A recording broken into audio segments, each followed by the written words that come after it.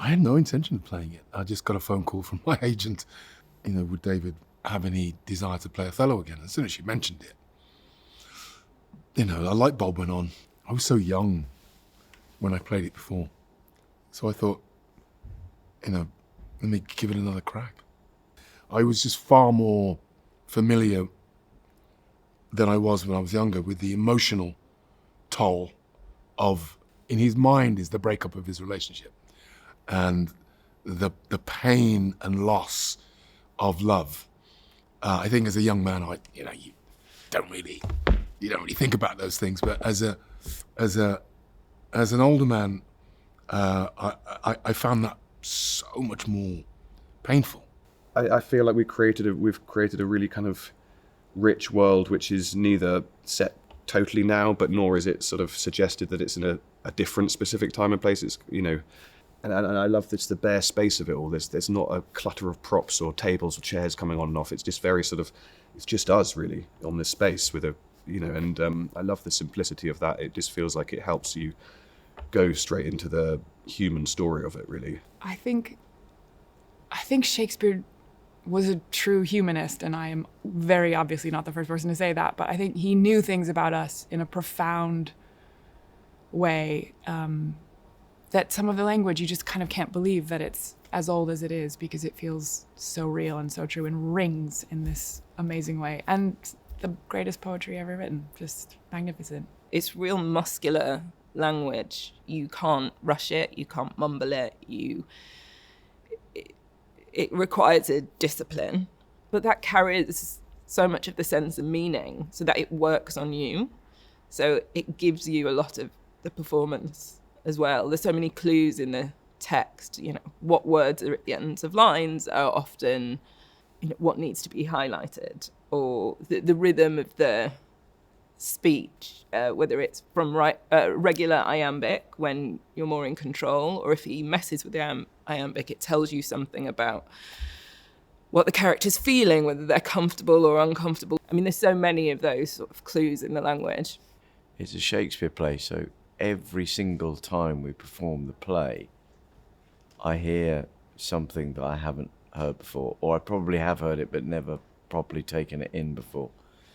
And it's the extraordinary thing of working on a poem, effectively, that you're surprised, delighted, and slightly shocked by the nuance of phrases that you haven't taken in before. It's really extraordinary to me how you hear one word in one scene, and then you hear the same word from another character sometimes, usually from another character, ricocheting at the other end of the play. You go, well, I've heard that word before, and then as the play has worn on, you've just gone, wow, just about every single word is repeated somewhere in the play, and often no more than twice.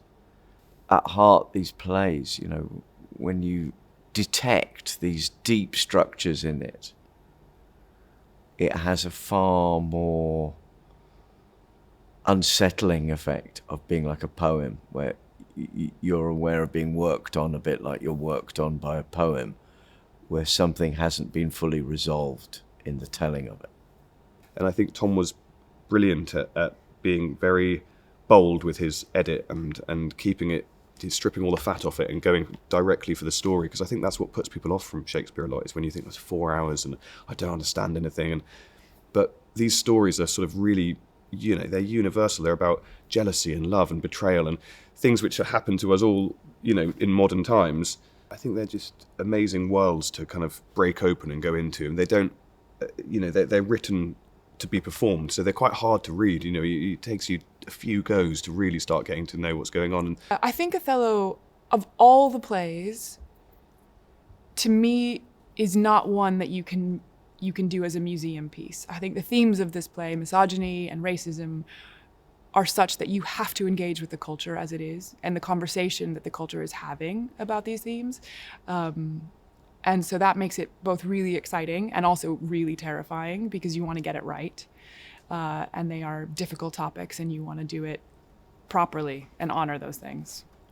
He has given Emilia in this play some really proto-feminist language that is so extraordinary, especially when you think that it was a man dressed as a woman talking about how women have the same appetites as men and the same desires. I mean, that speech that Emilia has in the Willow scene with Desdemona is one of the most incredible feminist speeches that he wrote however many 100 years ago. You know, that's still relevant today. So what he is obviously incredible at is understanding human nature, and they are open to interpretation, which is why we're still doing them hundreds of years later. Misogyny hasn't gone away, racism hasn't gone away, toxic masculinity hasn't gone away.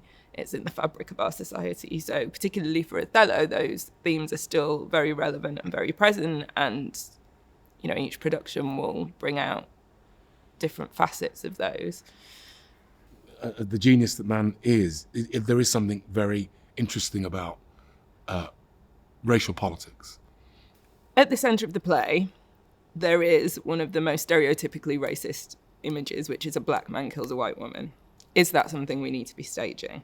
If we do, what are you grappling with? What are you saying about how that man gets to that point without saying, well, it's inherent in a black person that they would commit this act? Are you investigating what being in a white space that others, black people, does to a black psyche? I don't have answers, but those are the questions that come up for me when I am doing this play, about what message it puts out into the world and what we take from it. And, you know, it's a tragedy because you see this great man in this racist society, how he's dealing with that in the Senate and with Brabantio at the beginning. And he's dealing with it really deftly, but then he still succumbs to someone who corrupts him. And that's the tragedy, that's the downfall of Othello. I think it's fascinating in our production that Iago is married to a black woman, yet he's quite comfortable being racist. And I think there's something really interesting about the dynamic of Iago and why he says at the end, I never will speak word. I think he's ashamed of it. I think he's ashamed of what he's done. And there's absolutely nothing he can say.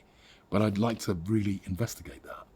When I read the part, and I've seen it a couple of times, I thought, I thought, this character's going to be so entertaining. People are going to be so entertained by this character. And I get the feeling by the end of the play, there's, with people who know me and people who claim to be my friends, that they can't quite get eye contact with me. And they certainly don't want to discuss the part of Iago very much. And I thought it was surprising. I thought, oh, we'll have lovely conversations after the show about Iago. But there isn't much to say about Iago, ultimately. There's a kind of grudging, well done, you know, but they really want to talk about the wonderful, noble, put upon other characters in the play. And maybe that's to be expected, and maybe I should have foreseen that. I think the things we set out to do were to really tell the love story and make that really ring true. And I hope we've done that.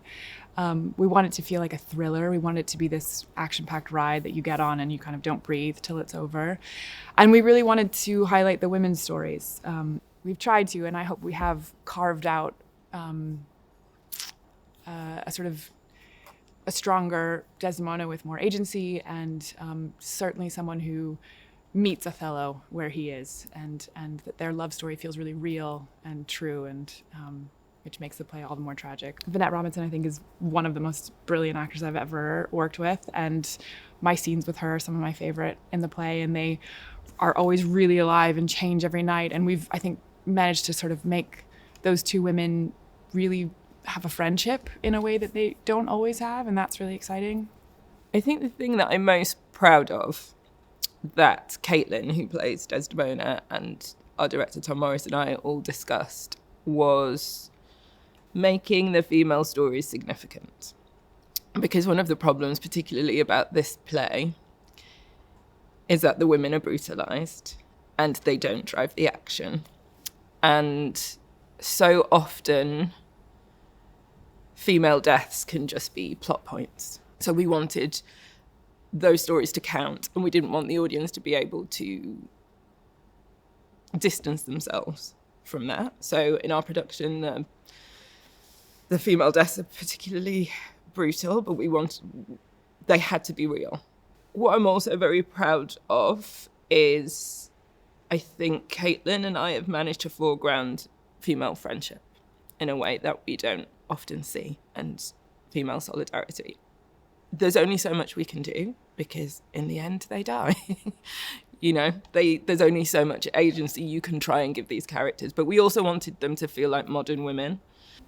To me, plays are these amazing alchemical entities that a group of actors come together, and we all make it fresh every single night. And especially a play like this, you can't phone it in. It doesn't work. So you have to really, like, it's a meditation of sorts, because you have to be entirely present and alive to it and alive to each other. And that's what's so amazing about doing a play, especially a great play, is that you just go like, what are you saying? And then how does that change me? And then how do I change you? And you just play it moment to moment the whole way through. These things are always made up by the ingredients that you throw into the pot, and that's the people, and it's the director, and it's the designer, and it's, you know, the costumes. It's all part of it, and we get to come in and do the fun bit right at the end of a very long process of design and preparation, where we get to come in and play in the rehearsal room and then come and perform it. But there's hundreds of other people involved in putting this on, and have been for months, years before. I mean, I understand this character. I've always understood this character. I don't know why, but I understand and again, particularly in later years, I've understood this character. I don't think I'm done with the character. I'm not done with the play. I'll certainly do it again. I mean, I just turned 60, and I'm reasonably fit. So I think I've got another 10 years to maybe knock out another couple of productions.